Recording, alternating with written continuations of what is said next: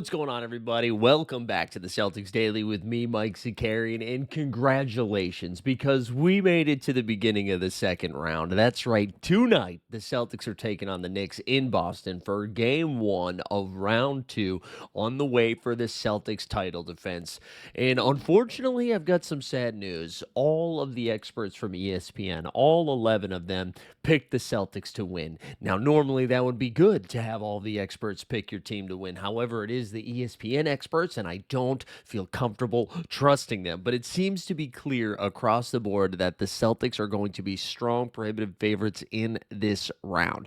Almost everyone is picking the Celtics to get by the Knicks, and honestly, kind of easily, too. There's a lot of Celtics in 4 picks, a lot of Celtics in 5 picks. Very rarely is anyone talking about this series going longer than 5 games. Now, some of that might be because of the performance we saw from the Knicks in the first round against the Pistons, or it could have just been because of how dominant the Celtics have been from start to finish this season. But again, across the board, those talking heads at ESPN are all picking the Boston Celtics. So I don't know. If you want to be glass half full and be like, hey, that's still really good, they're picking them, then good for you. But I can't help but feel a little nervous that when's the last time ESPN has gotten something right, you know? But anyways, tonight, 7 o'clock, there is the early game, Celtics versus Knicks. And then the second game, we have game one of Denver Nuggets and Oklahoma City Thunder. So again, as the pool shrinks a little bit, we get better and better basketball night in and night out. Some of round two started last night, which we'll talk about in a little bit. But the good news that we've got, the reason we can celebrate, some are saying we should call this day a national holiday because Drew Holiday has been cleared. The Boston Celtics put out their injury report for game one of round two, and the injury report had nada, zero. There's nobody missing the game for the Celtics, which is great news because we knew Drew Holiday, right, had missed the last handful of games against Orlando. They were concerned he wasn't going to be ready for game one, even though Missoula kept saying some nice things about him. And then over the weekend, some footage started leaking of Boston Celtics practice. And you know who was out there? Drew Holiday with his headband looking fresh. So that's a really good sign for the Celtics because, again, I do think they could get past the Knicks without Drew Holiday, but he is such a key part in this title defense because he can defend 1 through 5. He's just like the perfect glue guy. It also gives Boston a little bit more depth. We were asking 38-year-old Al Horford to log a lot of minutes in round one. And listen, Al has been awesome. He's been a block machine against Orlando, but as a fellow I can't even say late 30s, as a fellow 40-year-old, it's important to get your rest. So I'm glad that we can either put Al off the bench, have Al come off the bench, and then it just gives us a little bit more roster flexibility. And it takes some pressure off of the bench because now it's not just Peyton Pritchard and Sam Hauser that has to do and Luke Cornett, excuse me, how do I forget Luke, to do the heavy lifting because you can slide Al back off to the bench if you slide Drew Holiday into the starting lineup. But more importantly, it becomes another guy you can throw at Jalen Brunson because we know the key to stopping the New York Knicks is going to be slowing down Jalen Brunson because he's been an absolute wrecking ball, averaging like 30 plus so far in the playoffs. I think outside of one game, he didn't get 30. Every other game, he's been absolutely cooking, including that 40 bomb in the closeout game. So let's take a look at round two and what this preview of the Celtics and Knicks looks like, right? So game one specifically, one of the things that I'm looking forward to seeing is how are the Knicks going to defend the Celtics because again, the Knicks made all of these moves. They made a big to-do about, like, we are building a team that can defeat the Boston Celtics. We are going to be a defensive juggernaut. And then they just decided not to play defense the entire year. Now, OG Anunoby is probably their closest thing to a wing stopper, right? I know they have Mikal Bridges too, but I don't think he's been... Mikal Bridges is fine. This isn't supposed to be Mikal Bridges slander, but I wouldn't say that he is, like, an absolute stopper, especially after what we saw Amin Thompson do to Steph Curry in that round one matchup. That's not the type of wing defender we're looking at. But OG Anunoby's got enough size that they can throw him on Tatum, and I know he's made Tatum work. I actually follow a lot of Knicks fans and Knicks accounts on Twitter, and one of the things that people were starting to get excited about is they're like, well, when OG Anunoby actually defended Jason Tatum, they've cooked him. And some stats for you. Jason Tatum is shooting 5 for 20 from the field when guarded by OG Anunoby this season 5 for 20 when guarded by OG this season per NBA stats. Now, that does sound really impressive, right? Here's the other thing. The Celtics have played the Knicks 4 times this season. In those 4 games, Tatum has averaged over 33 points per game, over 7 assists a game, and almost 7 rebounds. One more time for you, 33, 7, and 7 in 4 games. So, yeah, maybe he's only 5 for 20 against OG Anunoby. But here's the other thing. They're not using him. Why isn't OG Anunoby covering him more? If they're so effective, how the hell is Tatum averaging 33, 7, and 7 then? So again, those numbers, a small sample size, I'm not overly concerned. Again, the defense that Orlando threw at them in the first round was so physical and so tough that I honestly think it's going to be a little bit of an easier time for the Celtics to take on somebody like the Knicks. I mentioned Brunson on the New York side of things. I think Brunson's going to get his no matter how hard it is for him. I think the one difference for Jalen Brunson between round 1 and round 2 is that I think Brunson is going to be put into more action on the defensive end. So against Detroit, they weren't really attacking Brunson, right? I mean, Cade Cunningham was doing his thing, but they had OG.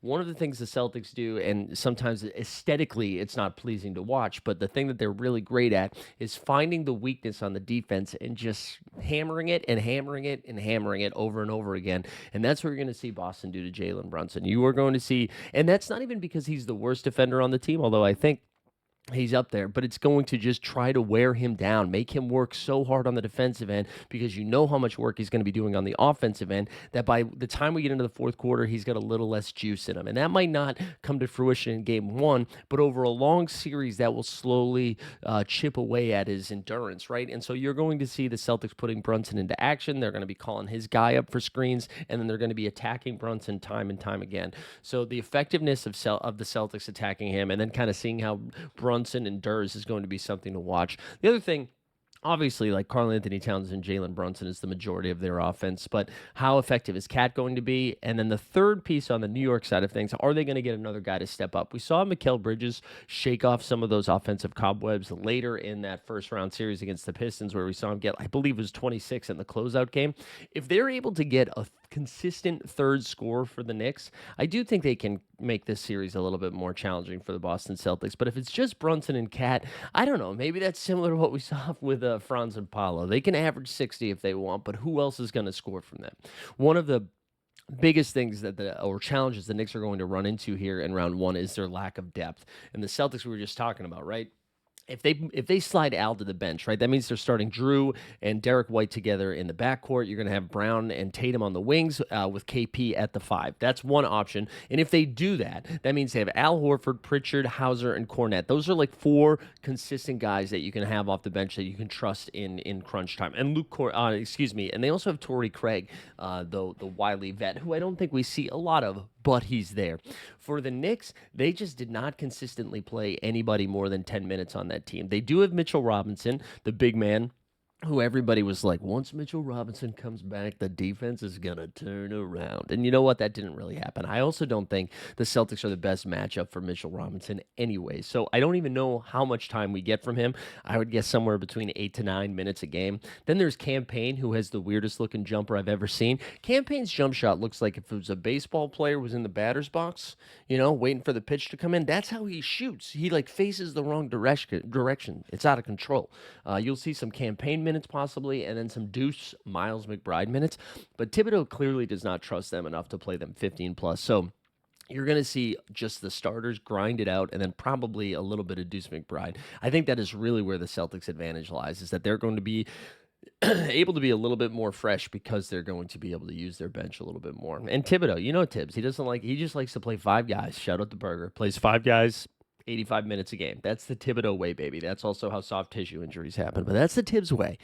So here we go. That is going to be round 2, game 1 tonight, and I'm going to take the Celtics in game 1. I could see the Knicks stealing one of these 2 games in Boston, but I really do think Celtics win this 1 in 5. I'm not overly concerned. Again, I might have to eat my words at some point, but I'm excited for it. We'll find, like you look back in history, a lot of other podcasters have talked about this. We haven't had a lot of historical Celtics-Knicks games, or like rivalry, where you think about Red Sox and Yankees and like the blood feud that there was for decades, and then you're like, oh yeah, Celtics-Knicks, here we go. And then you look back in history, we don't have much of it. So hopefully this is the beginning of something special, but more likely the Celtics kind of roll through, and then they get excited to head to the Eastern Conference Finals, which again, Disrespectful of me to already be talking about the Eastern Conference Finals, but that's the disrespect I'm bringing to the video.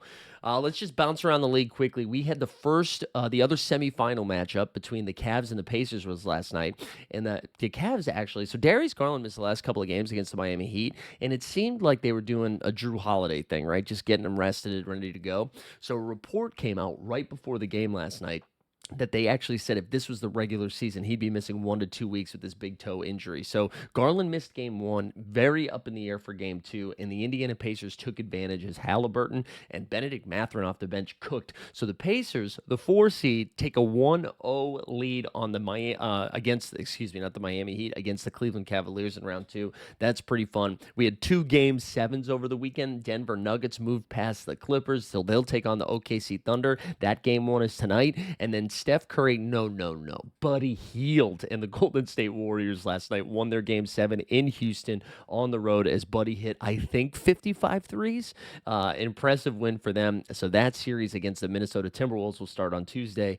Mwah, chef's kiss. We're going to have some good basketball. Anthony Edwards against Steph Curry. Draymond Green against Rudy Gobert. Sign me up. But the Celtics, their journey begins tonight, or continues tonight, against the Knicks, and we're here for it. If this is your first time here, thank you for hanging out. Do me a favor. Smash the subscribe button. Leave a comment. Who are you most scared of the Knicks that's not named Jalen Brunson? You scared of that OG Anunoby defense? I'm not. Celtics in 4, kid. Thanks for tuning in.